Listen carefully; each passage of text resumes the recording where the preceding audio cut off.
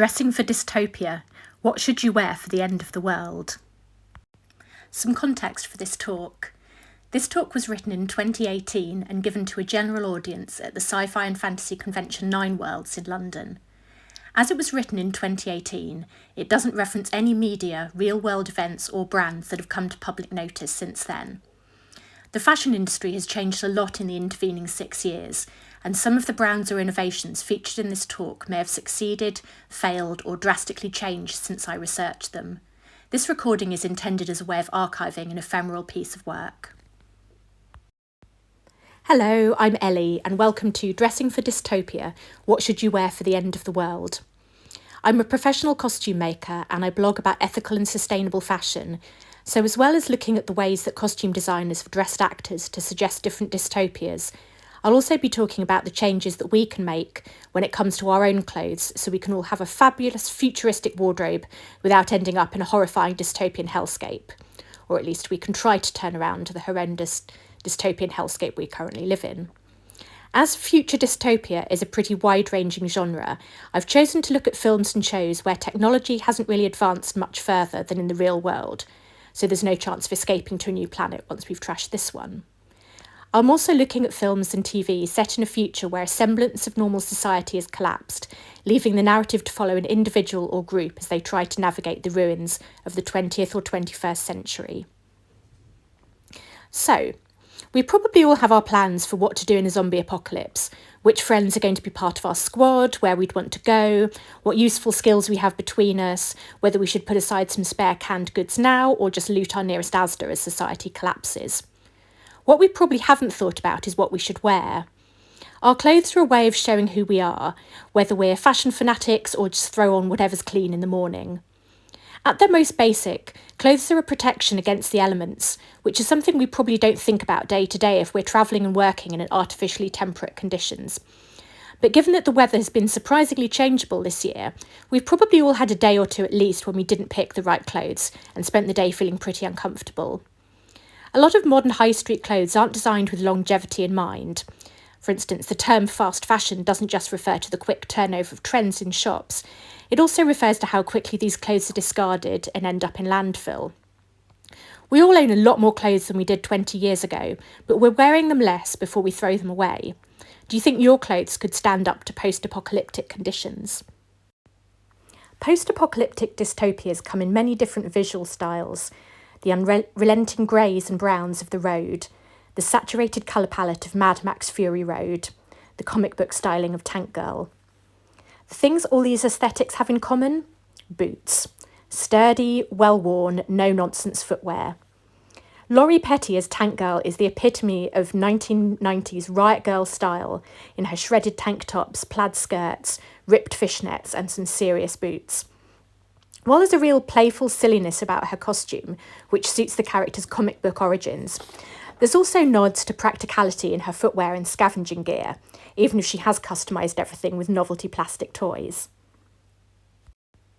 The costumes in Mad Max Fury Road are a vital part of the storytelling.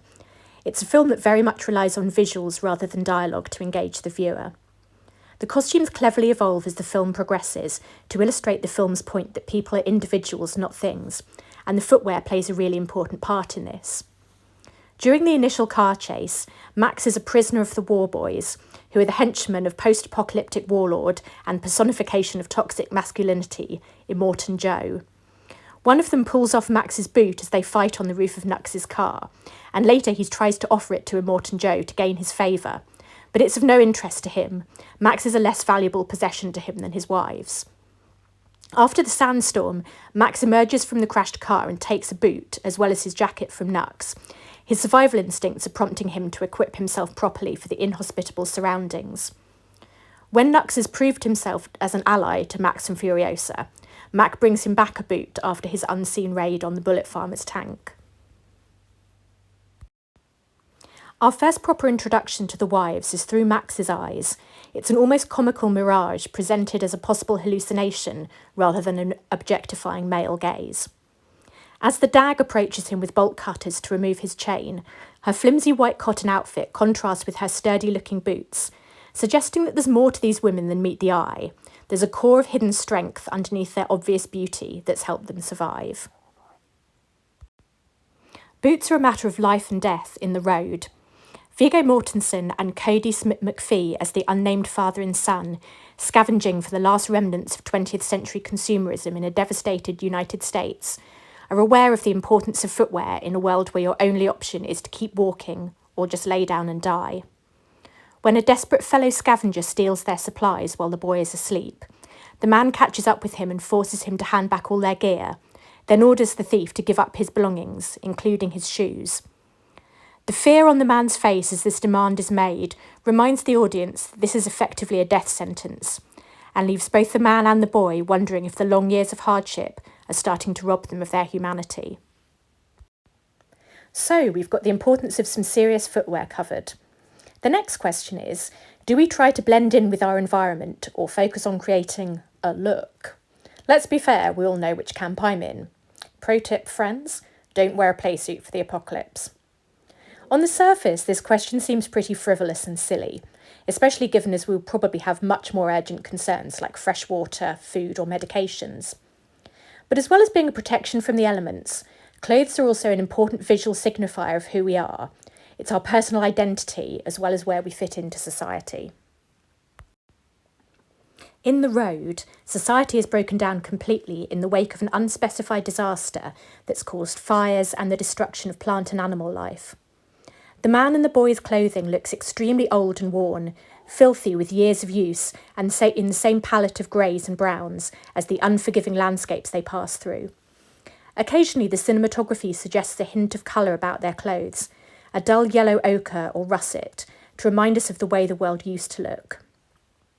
Their drab clothing functions as camouflage when they come into close proximity with unfriendly fellow survivors.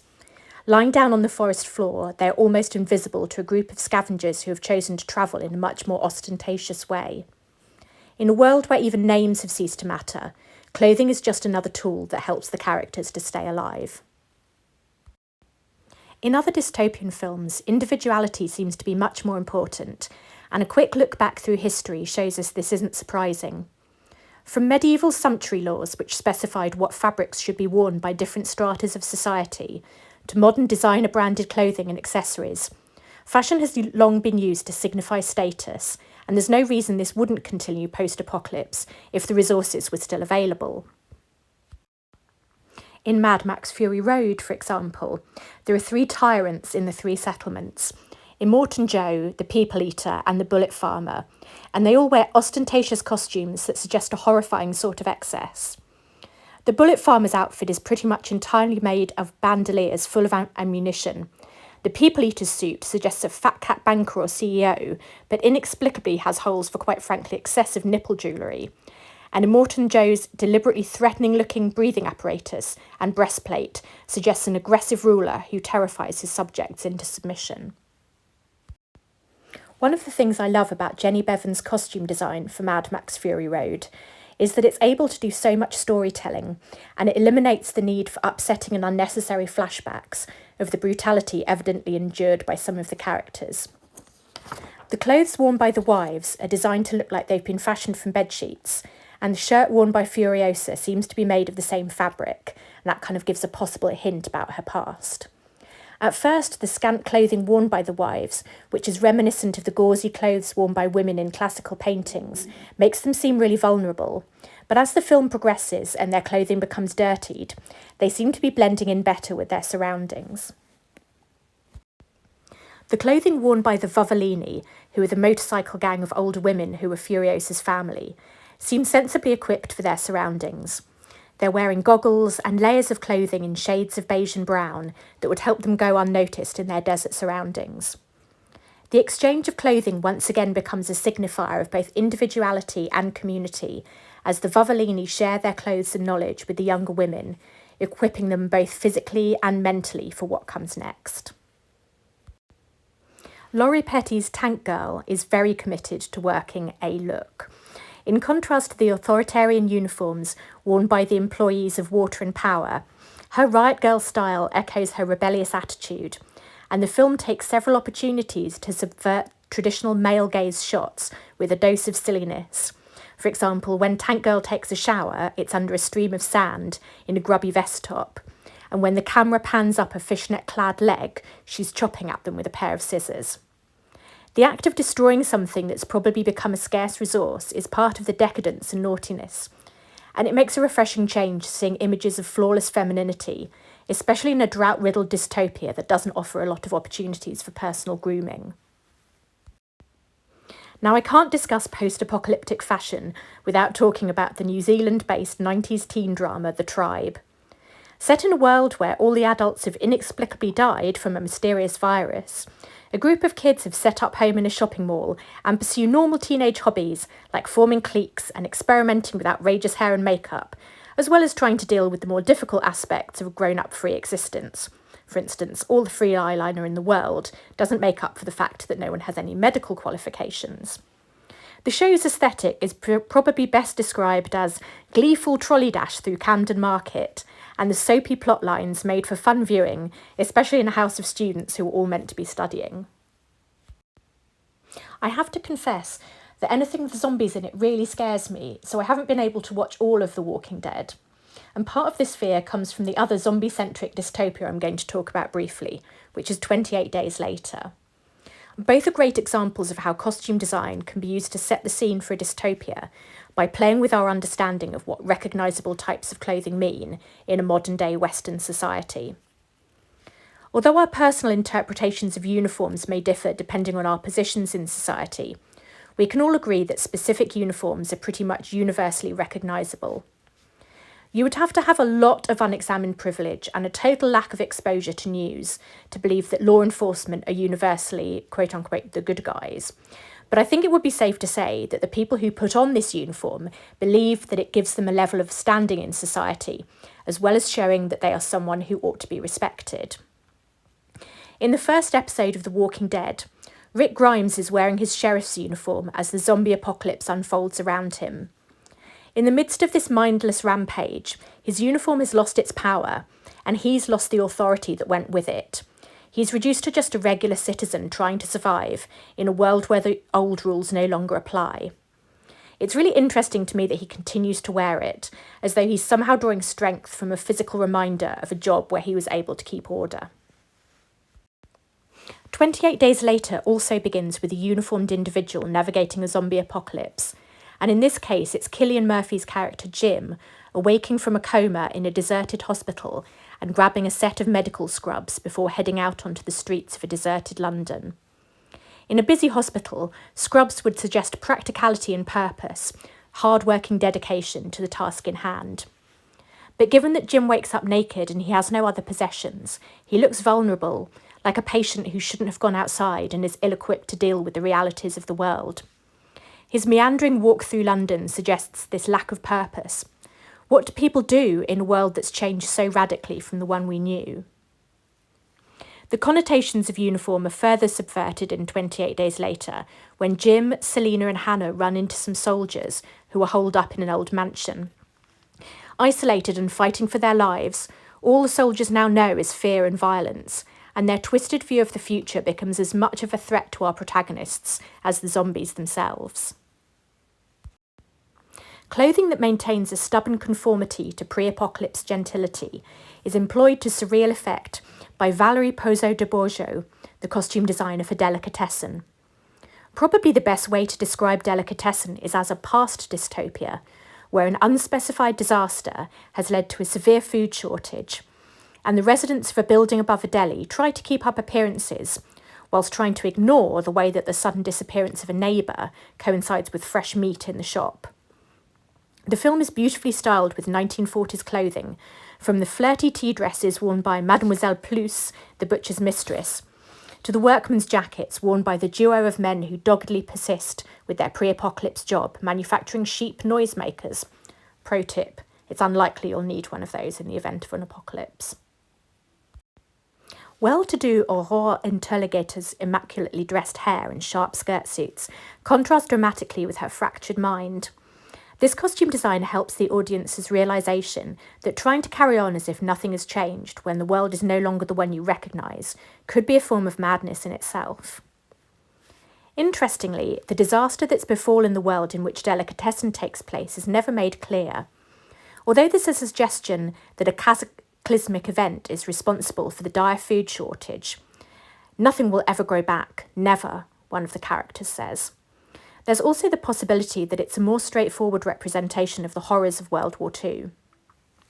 Rewatching it recently with the current conflicts in the back of my mind, this became an uncomfortable and unpleasant thought. Some people are already living in this reality that we're only experiencing in fiction, their livelihoods and homes destroyed, the rest of the world uncaring or unwilling to help. So who do I think has created the most compelling vision of dystopian clothing? Unsurprisingly, it's Jenny Bevan for Mad Max Fury Road. As well as being eye-catching storytelling aids, the costumes are actually pretty practical. She puts her understanding of the properties of fabric to good narrative as well as aesthetic use. The flimsy cotton worn by the wives, which makes them seem so vulnerable at the start, is put to good use as the film progresses, protecting them from the heat and the harsh conditions. The wool wraps worn by the Vavolini might seem a strange choice for desert clothing, but wool is naturally moisture-wicking, heat-regulating, and rarely needs washing because it doesn't hold on to odours in the same way that synthetic fabrics do. Back in the real world, it's difficult to watch documentaries like Blue Planet 2, look at graphs depicting the rate of climate change, or just watch the news as a person with an overactive imagination and a decent knowledge of dystopian films these days. Even if the world's politicians are able to snap out of the collective delusions of grandeur that seem to have overtaken them, it still seems entirely plausible that the world we'll end up living in will look like one Pixar animator's imagined for Wall-E. The entire planet could just be one big garbage dump. One of the biggest contributors to this possible future is the fashion industry, which deserves to be taken to task for its failure of imagination, as well as being the second most polluting industry in the world. Pop culture is full of outlandish representations of futuristic fashion.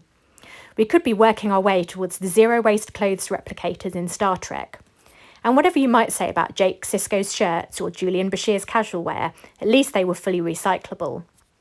But instead, we're stuck with shapeless, mass-produced polyester that's condemned to spend thousands of years in a landfill after only being worn a handful of times.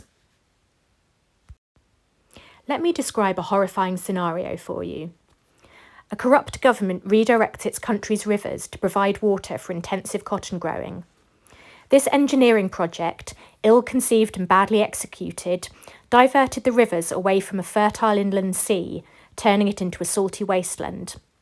An island in the centre of the lake, once used as a weapons testing facility and contaminated with deadly chemicals, is now accessible by land. Meanwhile, every autumn the nation's teenagers are taken from their homes and forced to work as unpaid cotton pickers. If they don't meet their almost impossible quotas, they're fined or expelled from school. Some children even die as a result of this backbreaking slave labour. I haven't described the plot of a new YA novel. This is genuinely happening in Uzbekistan. And to make matters worse, we could all be contributing to this gross exploitation of people and the planet without even knowing about it, because no fashion brands have to reveal whether they use cotton from Uzbekistan. It's no accident that a lot of wearable tech is currently in the form of something resembling a watch. Adapting to this new technology doesn't require a change in our current behaviour. For instance, many of us put on a watch every day, and although it's possible to buy a very cheap watch, it's also possible to buy a very, very expensive one. It's an accessory that's already well established in the luxury goods market, and we know how to treat our watches with care, or to buy one that's appropriate for our lifestyle. If our tech is to become truly wearable, integrated into our actual clothes, we have to go back to knowing how to take care of our clothes and treating them gently rather than storing them in the wardrobe or slinging everything into a 40-degree wash and just hoping for the best. In Susanna Handley's book about the history of man-made fibres, Nylon, written in the mid-90s, she predicts a very different future for fashion. She imagined a 21st century where clothes are multi-seasonal and androgynous, made from high-tech fibres that can regulate our body temperature, filter toxins from our environment, and even deliver doses of medication through the skin. Instead, fashion took a very different path, focused on a low-cost, high-turnover model that's proved both extremely wasteful and ultimately unsustainable. In a turn of events that seems like the stuff of future dystopia sci-fi, fashion brands owned by some of the wealthiest people on the planet are burning unsold clothes as fuel. If this sounds too bizarre to be true, plenty of innovators are coming up with outlandish-sounding solutions to the problem of fast fashion, combining the natural world and state-of-the-art technology to create the solar punk aesthetic I, for one, am completely desperate for. If you think sustainable fashion is going to make you look like one of the God's gardeners from Margaret Atwood's Year of the Flood, all shapeless home-dyed hemp, stop that now. In my future utopia, you only have to rock that look if you really, really want to. If wearable tech is your thing, you should be following the work of Felice Torrisi at the Cambridge Graphene Centre very closely. He recently published a paper showing how to print circuits onto fabric using graphene ink, which is environmentally safe and washable.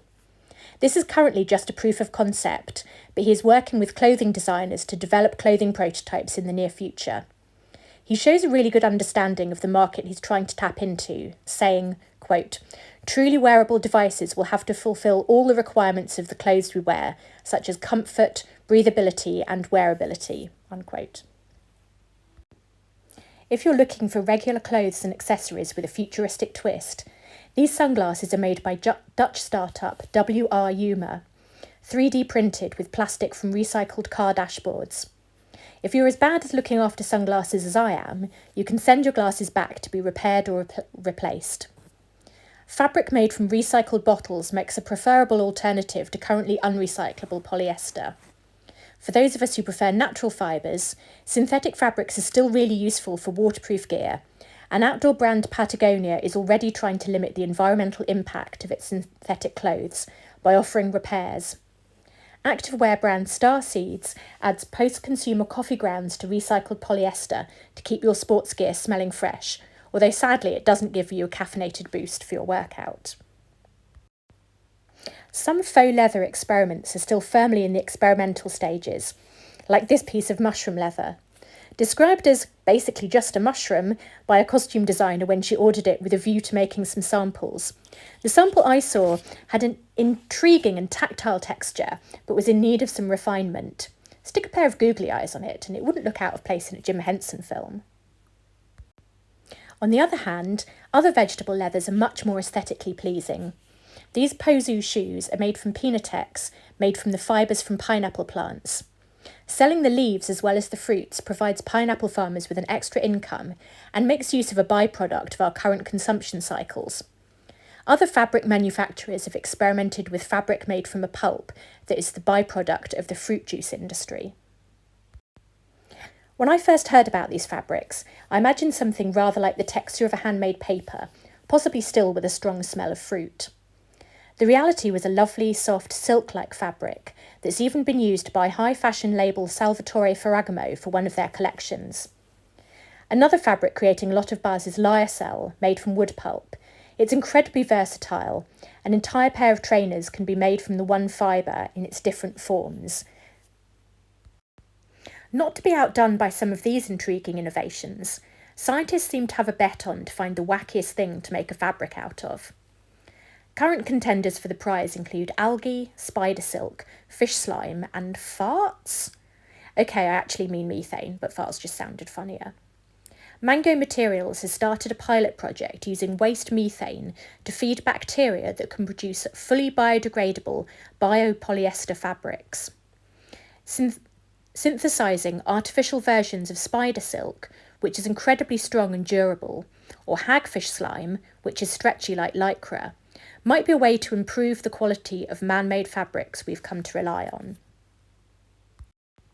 If I could advise you to take up one new skill to help you survive in a dystopia, it would be to learn to sew. Far from being a dying art, it's currently one of the few industries that's far from being automated.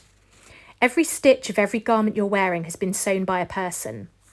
Granted, they are operating a machine, and in an industrial factory setting, they will be using machines designed to streamline and speed up every part of the garment-making process.